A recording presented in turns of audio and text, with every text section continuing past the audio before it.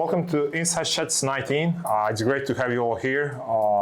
It's our 19th event, so almost 2.5 years we started. So this is for you who are first time here. This is an event where we speak all about the insights, market research and stuff like that, and we invite interested speakers to share their experience. So today we have Ben. So today we're going to talk all about how to form an insights team in a tech business. So Ben used to had research in an app that I use all the time.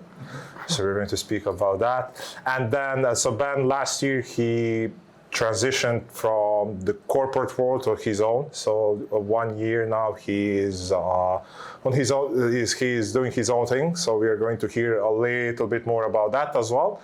So pleasure to have you, Ben. And can we start with a short intro about yourself? Of course. Thank you. Thanks everyone. Thanks for coming tonight. I'm Ben Robbins. I run an audio consultancy, intelligence consultancy, called Sound Insights. I was previously working at Audible on Amazon, where I worked there for 8 years, and I built a research function to help them understand what people want to listen to next.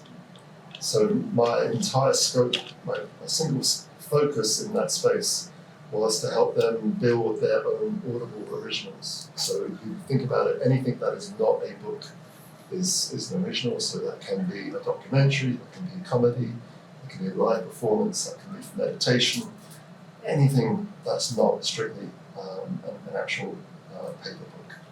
So in that space, I went through a number of challenges, which we'll talk through, in terms of building a research function in a very, very competitive and successful tech business. Prior to that, I had worked at the BBC World Service, did a short contract role there where we measured their entire global audience. And then before that, I lived in the US and I built a research function at NPR, National Public Radio. So I've done a lot of time in public media and got a lot of contrast, of course, to corporate tech business. Amazing. So first of all, as I said, I use Audible every day. I think I've listened to more than 60 books. Not sure is that a lot or not that much, but I use it every day. I think the last 5-6 years. I love the app, the experience, whatever it is with it. I love the concept about it. I listen everything on 1.5 speed as well, so I like that productivity. I tried 2x as well, but it was a little bit too much. Humble brag. Yeah, I know when my wife hears the sound and the speed, she's like, what is this like? This is strange. But yeah, when you listen to it like on constant bass on 1.5, it really becomes like a normal speed. So you should try it. So yeah, let's start about that. How was, can you talk a little bit more? How did you start the role? Was that the team already there, or you needed to hire the team as well? So I started solo. I was a research team of one.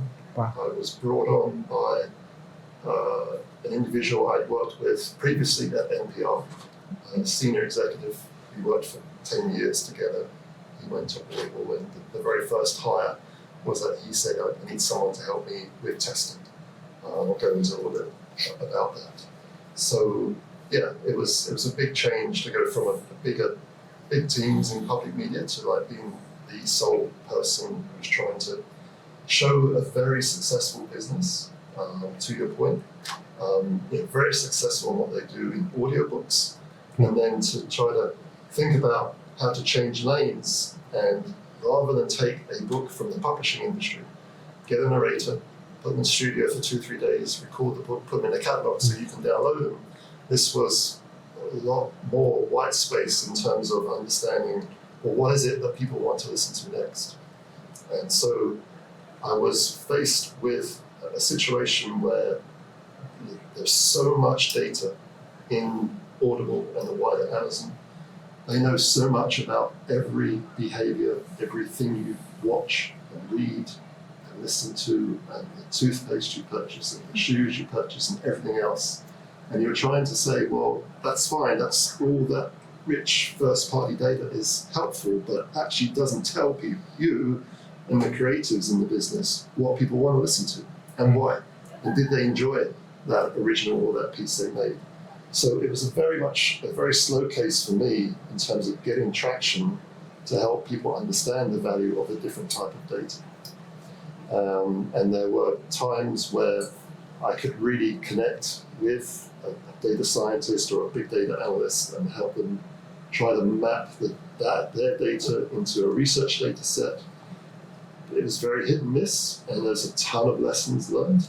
And I wouldn't change that for anything. That's when you set the target and you just miss it. There's so much you can learn to get it the next time. And so it was a constant journey of trying to navigate all those different forces. But I think a couple of takeaways up for me was to be in a business that was so rich in data and yet so poor in insight and understanding, and able to really connect the dots and be able to get ahead of people's expectations and surprise them with something they never thought they would listen to. And that, of course, is the secret sauce when you're making originals, is making something that you never thought of, but actually so compelling, I'm now going to go tell all my friends about it. That's like the best problem you can have, but it's also a tough problem, right? When you go into such an environment. I would imagine it would be like an orchard of low-hanging fruits opportunities, and the challenge becomes which one to pick first, because as you said, you probably started as a man of one. So can you explain how those first few months actually transpired? Like, how did you pick the right opportunity? We know that Jeff started with books, and that was very successful. What was your book, to use that analogy? Yeah, where I started to get traction was to help give people a different view of the data. Imagine that Amazon Audible, it's just full of spreadsheets, it's full of dashboards, and creatives will look at that and say, I don't know what this is telling me. There's too much heavy lifting involved. And so what I did was a ton of small research studies and help bring it to life as to why this particular title, how it landed really well, and where the gap was to make it even better. And also help them understand why. And then they could start to connect the dots in a totally different way to what the dashboards and the spreadsheets were saying, which are all super valuable in terms of where you should put your investments.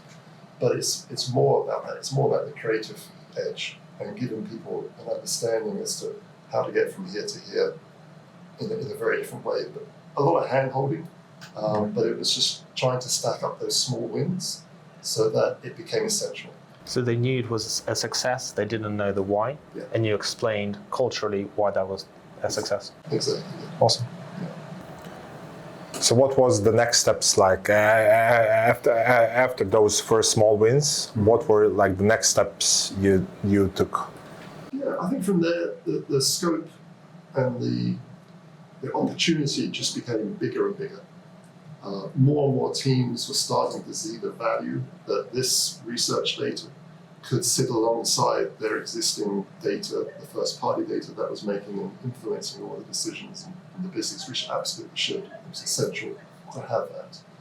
But by opening the funnel, so to speak, in Amazon speak, you could then start to have more ideas and connect dots in a different way. So we tried to understand I tried to build a cultural trends program.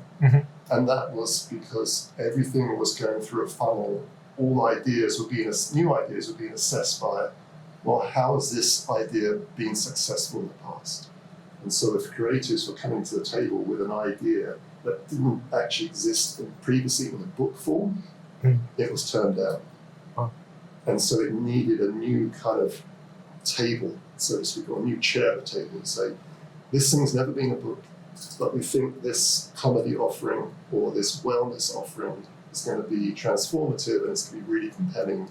And here's the data from this trends study that wasn't dashboard oriented. It was kind of looking at all different signals, the way that people behave, the way that direction of society, different changes in media consumption behavior, different needs that were evolving as you think about the last 10 years, the different war and the pandemic and the recession and the bounce through that. So all those things actually impact what we want to consume as.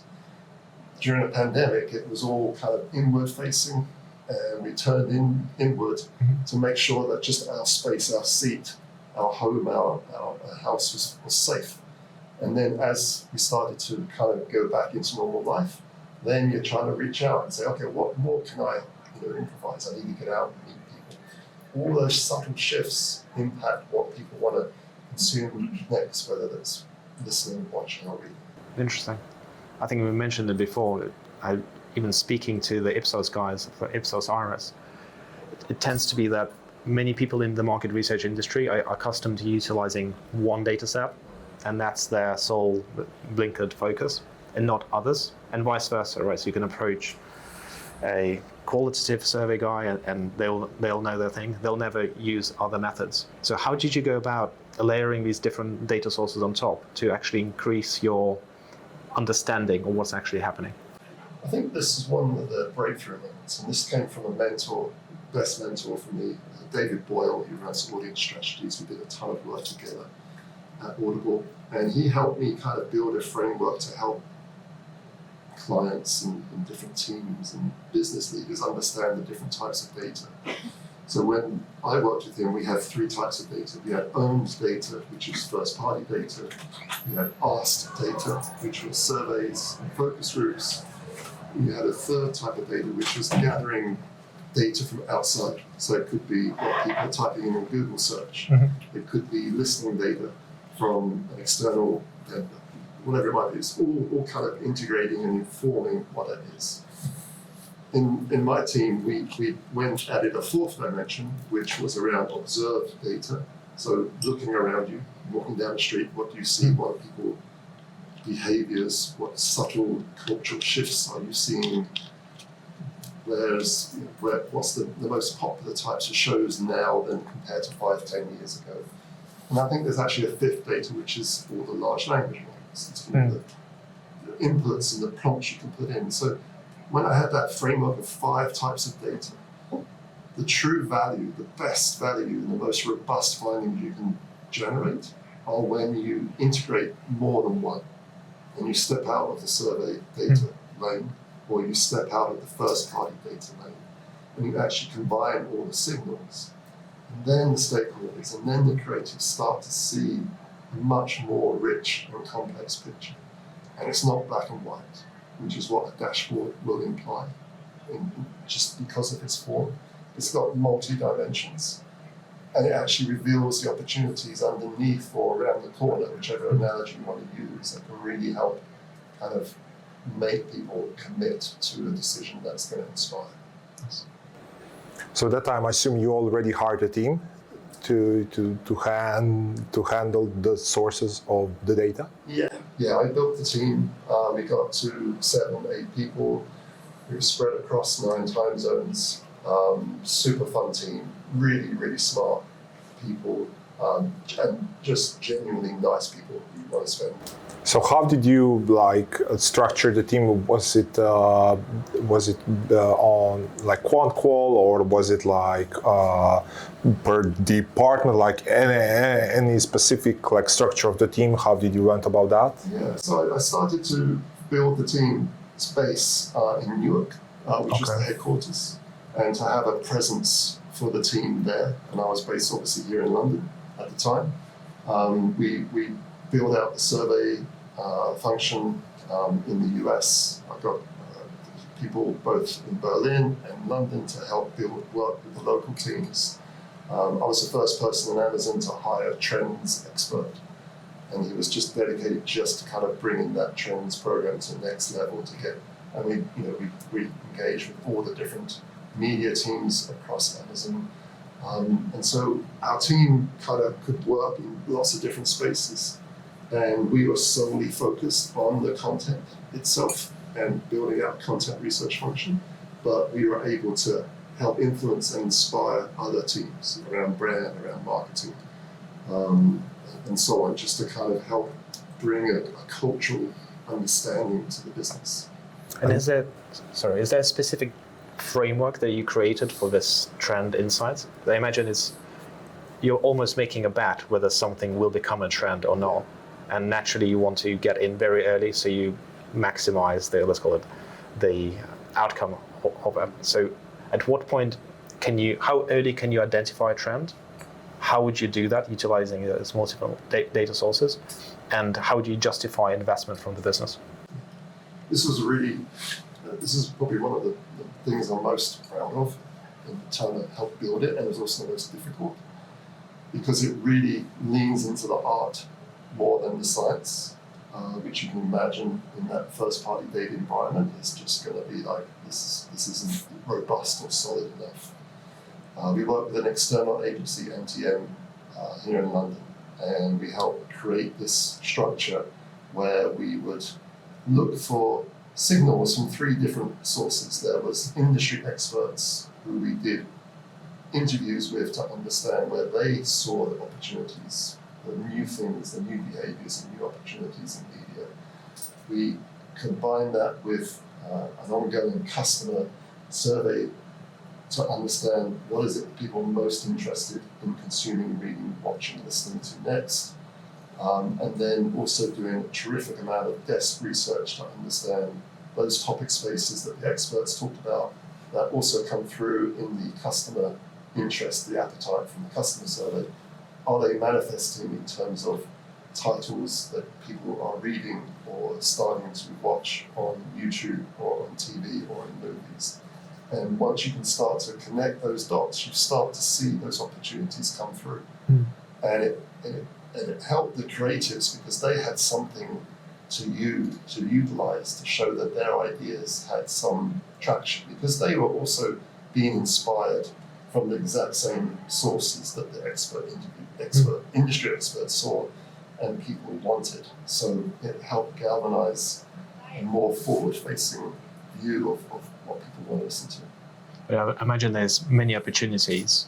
So do you spread bet, or do you allocate budget to some more safe areas and then? Yeah, I think that the smartest, and Audible, was pretty good at this in terms of the portfolio approach. You need your big mainstream wings, and that's where most of the budgets will go.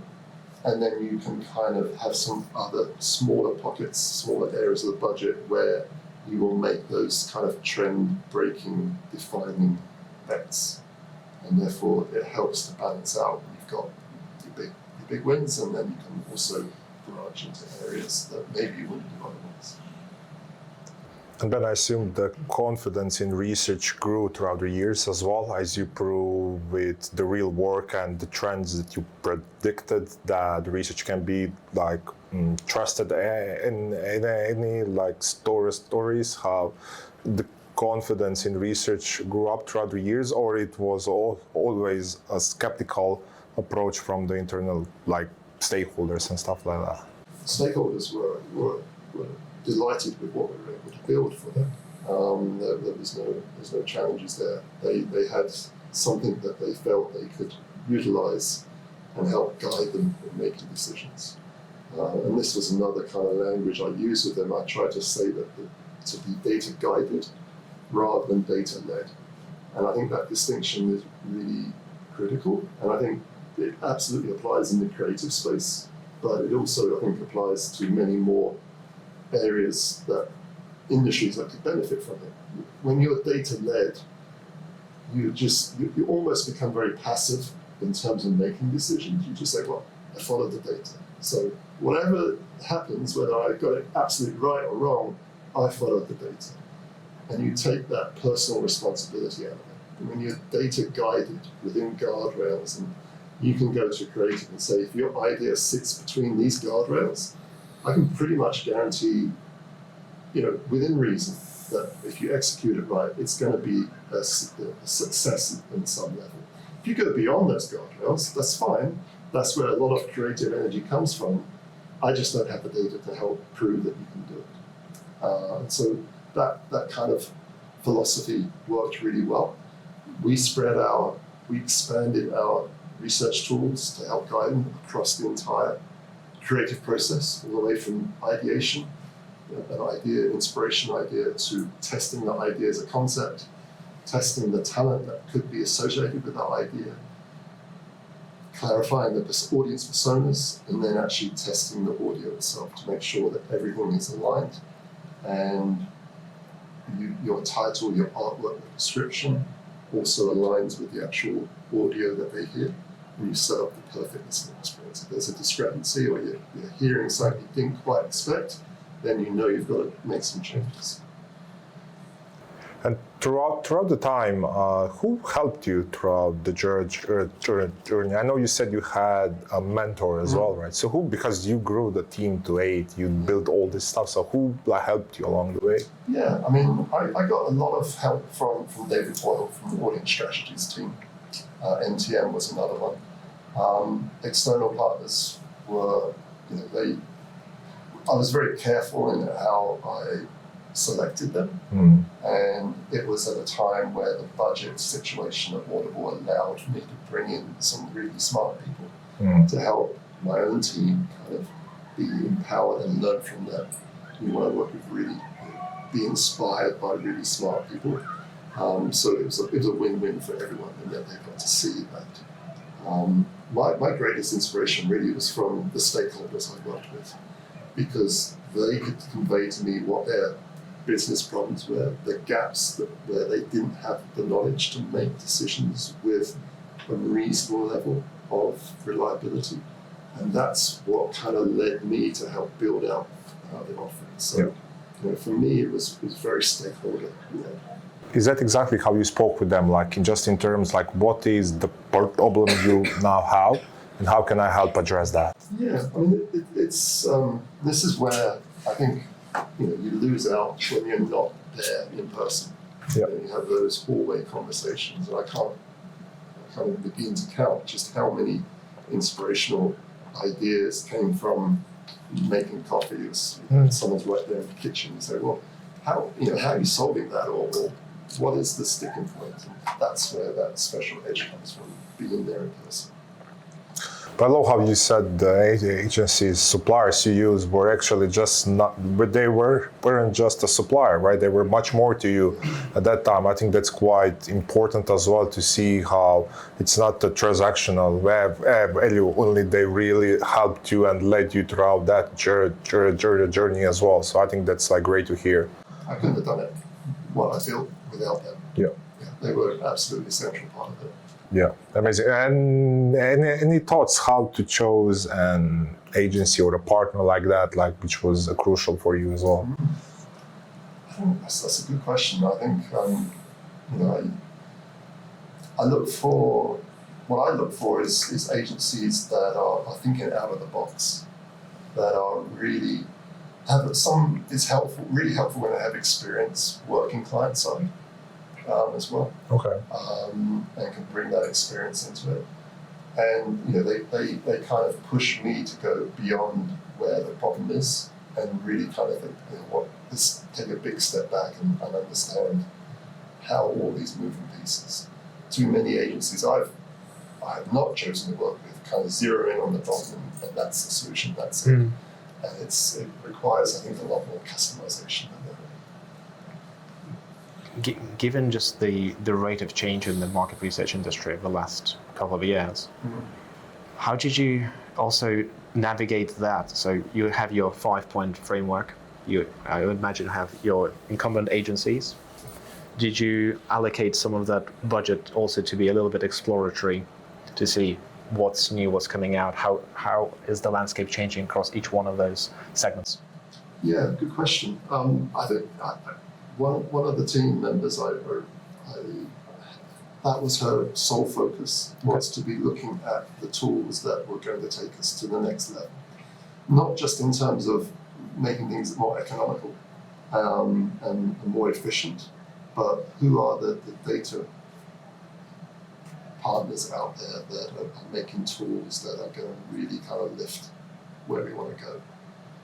There's always this tension within the wider Amazon. It's like, well, why don't you just do that in-house? It's like, well, this particular offering it's operating in a different way. So there was always that pushing the boundary, so to speak, and it was hard.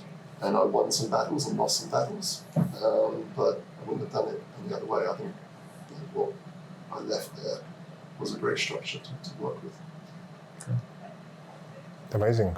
So why did you choose to end the corporate career and start your own thing? What was the reason behind, if we may ask?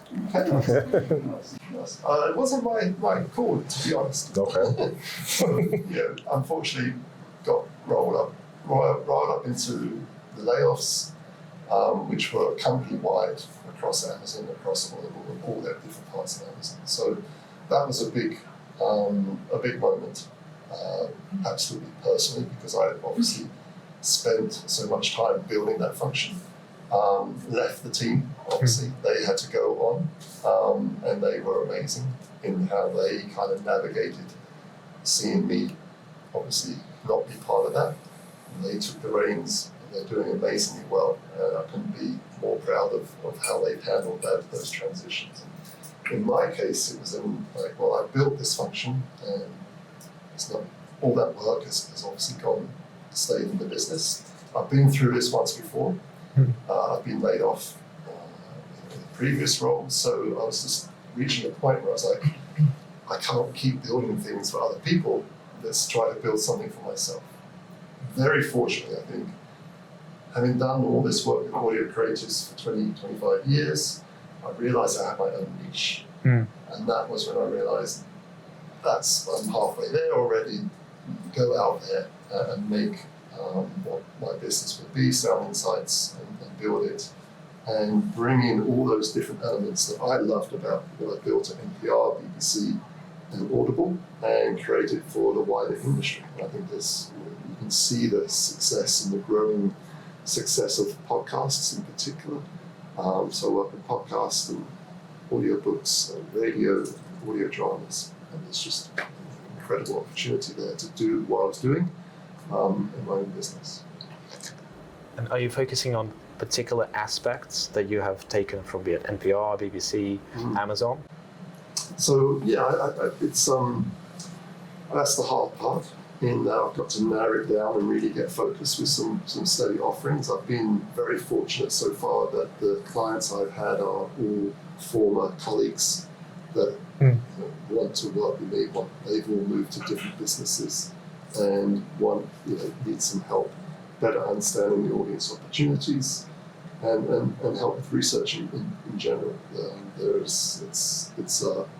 Again, you come from a very data-rich business such as Amazon and Audible, and then you go to somewhere else and you realize there's no structure, there's no scope in terms of understanding what people want, and it's a great opportunity for agencies like myself. Actually, how do you change that mindset? So you've built so much, you have this 5-point system, you have a machine that is basically driving itself.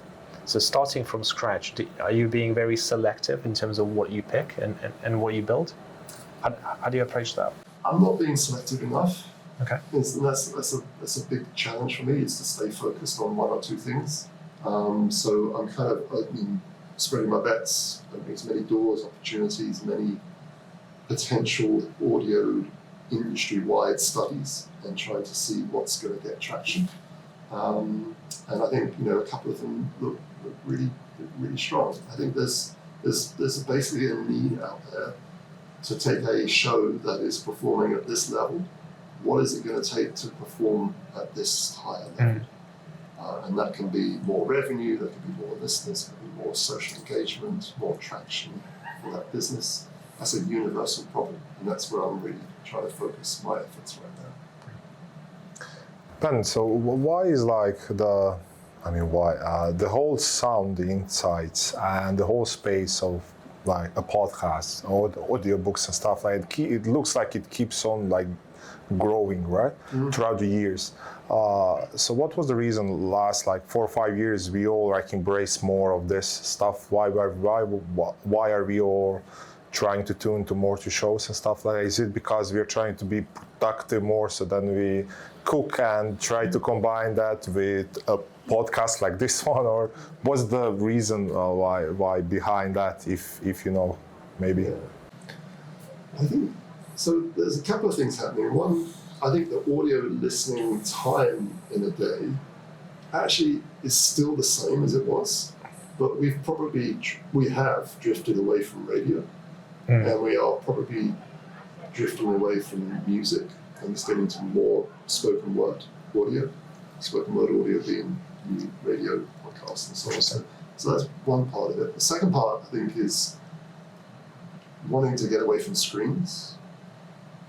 In that, you don't want to be watching all the time. You just the flexibility and adaptability of being able to listen while you walk, run errands, do stuff in the house, whatever it might be. Those tasks you can listen at the same time, and that's not groundbreaking, but it almost is with the devices in our pockets. And then I think third, where podcasts in particular are getting traction, is the authentic relationship. You have that person's voice in your ear. So, it can't be more. You feel like you know them, right? Yeah, you do. You feel a very close connection. And if you look across all of other news media, traditional media in particular, news, there's an aversion to those staged interviews. And that's why politicians are increasingly going to podcasts and conveying their message there, in part because they get very softball questions because they're not really talking to trained journalists, but they also get to convey who they really are. And that makes a difference in politics more than anything else. Right? I think you could see that in the US election, right? Yeah. There's a very different strategy. Yeah, and again, it'll be very different for all countries going forward, in that people are going to probably lean into different ways of conveying their message. So I think there's a whole bunch of reasons why we're all listening more, but I think it's also some shifts from the traditional media into this new form. But with that, do you also have a KPI? So most of the time you would ask a friend, what are you reading right now? And I'll say, this book and this book. In reality, they're not actually reading a physical book. Yeah. They count an Audible audiobook as reading. Did you have that as a metric also? Mm-hmm. Yeah, it does. It becomes, they blur into one, whether you're reading the paper book on a Kindle or a digital device, or you're listening. For the consumer, it all kind of blurs into the same thing. And you can switch on devices as well. You can read and then carry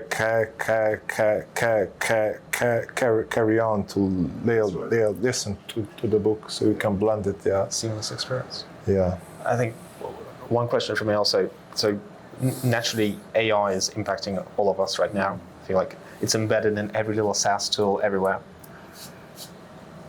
Within your space, when you're trying to find a new trend to basically identify, now that you don't have to do a lot of this desk research yourself, you can probably do a deep research task.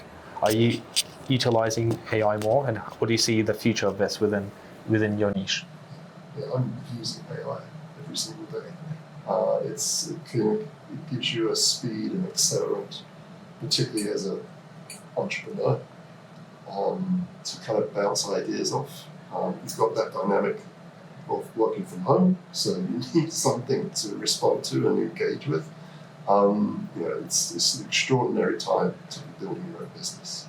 When you have AI, and you have LinkedIn, and all these other tools, you think, how did people build businesses years ago, before all these things? And so it's just an incredible richness.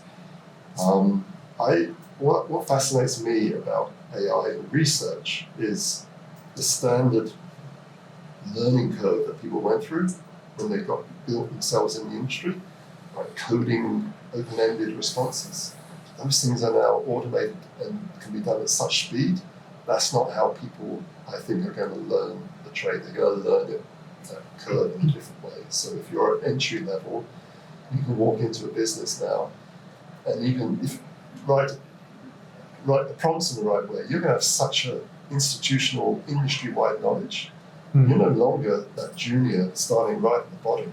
you can almost go face to face with a senior exec and kind of navigate conversations. What's interesting to me is that that's a lot of power in the hands of a junior who may not know the patterns or see the trends and how to navigate that. That's one thing to be full of knowledge. I think it's different in terms of how to convey that idea to leadership. True. And that's where I think things are going to get really interesting in the years to come as to how people breaking through are going to hold sway or have influence when they have incredible knowledge, accessibility. I guess that's if the senior stakeholders actually resume in hiring the junior employees, right? Because now you can have just ChatGPT as your friend. You can, and the way that the juniors will come up is the ones that are able to take that context and still help connect the dots in a way that other people cannot. And just, I have my own daughter's 20 at university, and she's just going through a completely different learning curve in terms of how she's using those tools. This generation is just going to be able to dissect knowledge in a totally different way to what we are, or how we all process it. Shortly, we're going to turn to Q&A, so prepare a question or two for Ben. And just before that, how are the trends in the AI when it comes to terms to be a speaker on a podcast? So I saw a bunch of tools which can now create a text-to-speech, and instead of me here, an AI could ask you this stuff as well, right? Like, so how is that trend as you see it, like throughout your work? That's a good question. There's so many AI-led podcasts already. In the hundreds and probably thousands now. Whether they're getting an audience, I don't know. I think a lot of publishers, a lot of producers are just don't want to open that door, and I think it's going to open anyway. And I think in some ways the consumers, the listeners, won't really mind whether it's human or AI, because if it's good enough, they'll probably listen to it. But we're not there yet, but could be. I think we are now at that stage where everyone just wants to try it out to see what that is. But it will take some time, and we'll need to see. It's the same thing with support. These days, you are so fed up with the AI that you're just like, I want to speak to a person. I want to speak to a person. So it could be that, but it could be not. So let's see how the things will go. We can turn to Q&A. Do we have any questions? Yes, Laura. I'm curious about, you said you have like 5 data sources that you use, and I'm wondering how important first-party data is in that. Does first-party data dictate how you examine the other sources, or generally just how important is that in your decision-making? Yes, that's the question. I think first-party data is a great guide as to what's happened. Yeah. And then I think to have it there as a guide is good. In the creative space, at least, where I work, then that's when you want to integrate all the other types of data as well. So your asked data, your gathered data, what you observe, the data you see around this. But I don't think you not have that first-party data. I think it has to be there, because you've got to see what appetite is there. Yeah. Whether it's really high or really low, that's still a really good point. If it's low, it might speak to an opportunity that hasn't been realised. If it's high, it's probably a good bet you can make more in that space, but then everyone else is probably getting that space as well. So it's not always the starting point necessarily, but it will always be considered. Yeah, I think so. Yeah, I think it's it all depends on the question, and I can't imagine many scenarios where you wouldn't have it. But if I want to know where things are going, then there's obviously other data points, data sources that could be more beneficial. Thank you for sharing your experiences. It was really interesting to hear some of the challenges you tackled with data. One of my key questions is, you talked about testing throughout the process, from ideation all the way through to creative and audio. How did you define those audiences for that research? Is it based on actual consumers of the product, or is it based on people that loosely fit the profile, or is it bespoke to each persona profile? Like, how did you tackle that process? Yeah, good question. So when we tested concepts, ideas, like 2 or 3 sentence description, we would sometimes go gen pop in terms of podcast listeners. Where we could, we would super focus, or at least separate the genre fans. So a comedy idea, what do comedy fans think of that? Just as a baseline. And we would often take that approach through testing audio. When I first started, testing audio Audible, I just had to get customers, and it was silly because I was like testing this comedy show with people who just like books. And so obviously there's a disconnect. So you want to make sure that you're listening to people who would most likely or should be listening to that potential offer. And just as a follow-up question, was it usually surveys or did you do focus groups as well? So predominantly surveys for sure. Now later on, last 2 or 3 years at Audible, we integrated more movie testing techniques, so dial testing. So I remember in the politician debates and the lines go up and down depending on whether people like it or not. You can do that same kind of testing with audio as well. And you can see where people are super engaged and when they drop out. So for example, in an episodic offering, you always want people at the end of episode 1, it's an exciting moment, so you want to see the upswing come up, so you know they're going to continue listening to episode 2. Similarly, at the beginning of episode 1, if it's really flat and low, it's not like a movie where you go in cinema and you pay £10, you've got to give it 20-30 minutes before you walk out. For a podcast, it's probably 10, 15, 20 seconds, and if this is not really connecting with you, there's a good chance you're going to go and try something else. So you've got to get all those different points. Now, sorry, long-winded answer. With the dial testing, when you can complement that with a focus group approach, you can take people who've just done the dial testing and say, like, come talk to us. Tell us why you like the intro to episode 1, or was it too slow? Did the main players in that story, were they connected? Did you understand why that character came through in the last 20 minutes? All those other things, that's when you get to really deep understanding. Tom. Hi Ben. So you mentioned you have leaned on experts to, I guess, help build capabilities of your team. So could you give us an example of the type of person you would rely on or bring in, and how did you go about making sure that you get the impact out of it? Yeah, good question. That's yeah, I come back to my regular partners, audience strategies, NTM, Screen Engine, other different players. They had a very specific area that they could address for us, and then we were often utilizing their services in audio, which was new to them in most cases. And so it was trying to help take the strengths of what they had and really build out how it can drive and make business decision makers make better, stronger decisions. I would spend a lot of time personally in onboarding those new partners and really help them understand the whole context of the business, where the pain points were for the business and where the gaps were in terms of us being able to help guide the business to better decisions. And I think while it took me a big investment in time, it paid off tenfold. And that's what I would urge any one client side to do, is to look for partners, but really take the time to connect. If let's say you're an external data partner, you want to make that connection with a client side team, and I'll be doing this myself, I'll be really wanting a lot of time spent to really understand and get underneath those business problems.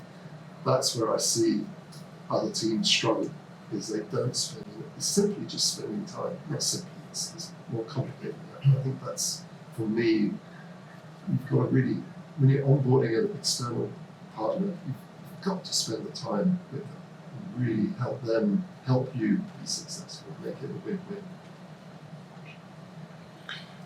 Do we have any other questions? Yes.